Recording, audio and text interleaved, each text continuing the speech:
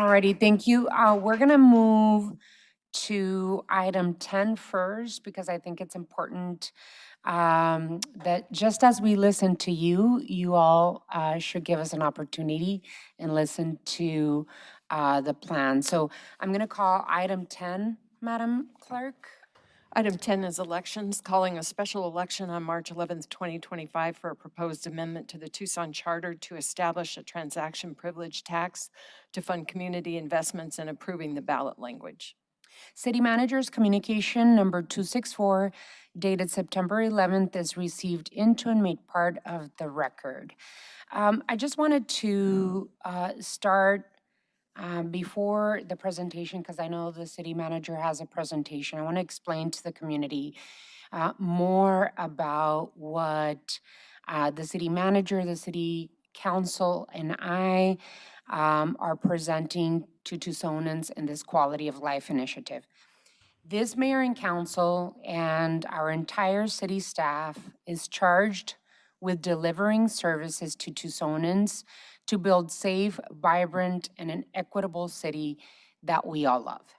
In June, my colleagues on the council and I adopted a $2.3 billion budget for the year ahead. We made strategic investments in affordable housing and shelter, public safety, climate resilience, road improvements, community safety, health and wellness, and so much more. At the same time, we are making these important investments. Declining state shared revenues that are the result of the Ducey era flat tax are threatening our ability to sustain or expand these investments now and into the future.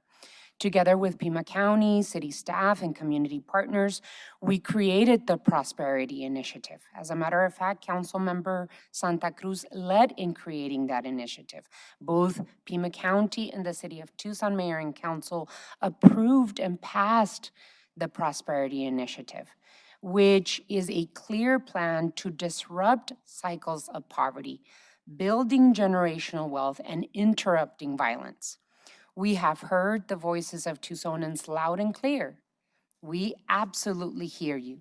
And we've been hearing you over the past several years about the desire to have clean, safe, healthy, equitable, compassionate community that cares for all of our residents, especially the most vulnerable amongst us.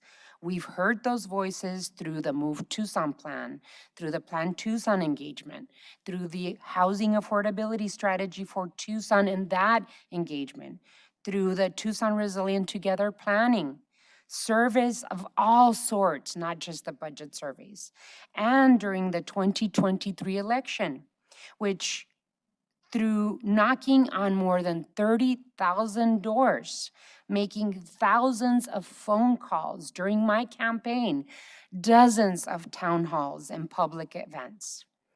We have heard from voters, all voters, not just those in front of us. The Quality of Life initiative that we have before us today is a comprehensive, balanced approach to putting the right work in the right hands, providing the necessary resources to keep Tucson moving forward. This plan is comprehensive and reflective of the lessons we have learned over the past years. We have programs, solutions, and possibilities that have never happened before in the city of Tucson. This mayor and council created the Housing First program. We never had Housing First program before. This is an evidence-based program. This mayor and council created the Community Safety, Health, and Wellness program. This mayor and council created the 311 program. This mayor and council created strategies and plans that are working for Tucson: housing affordability, climate action and implementation. This mayor and council approved bringing housing navigators and community care coordinators and community service officers and our chief equity officer, our chief resiliency officer, and professional staff investigators. All of those positions never existed before in the history of the city of Tucson. These are real evidence-based solutions that will continue to make a difference in the lives of Tucsonans every single day. I am proud of the work we have done as a city through our propositions. We've passed Proposition 409 and 101, and we've passed Proposition 407 and 411. 407 is for parks and connectivity. 411 is for our residential roads and safety for our pedestrians and bicyclists. We have a proven track record to voters. We've intentionally put together these initiatives based on the feedback that voters, Tucsonans, have given us. We have been very intentional of what we put in front of voters. It's based on what you have been asking us for. Right now, this particular quality of life initiative is what we need. We have created programs that we have seen real results, but it is not the complete picture. It is a puzzle that we're weaving together to make sure that we are putting each and every piece of the puzzle in front of you. What you should understand is that housing investment in this particular initiative is not the complete picture.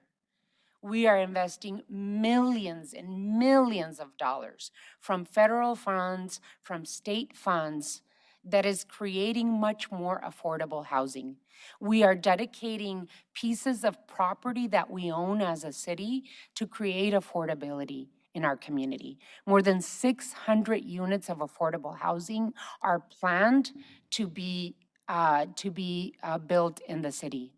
And by the way, the city of Tucson should not be the sole government responsible to deal with unsheltered homelessness.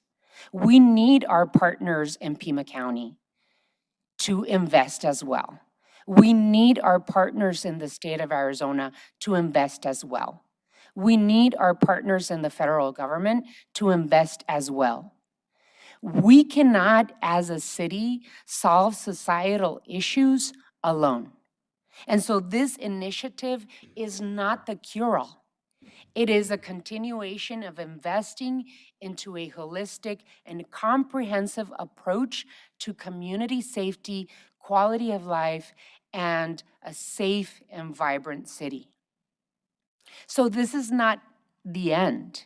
It's just a part of the puzzle that we're creating to make sure that we're continuing to provide all of the programs that we recently created.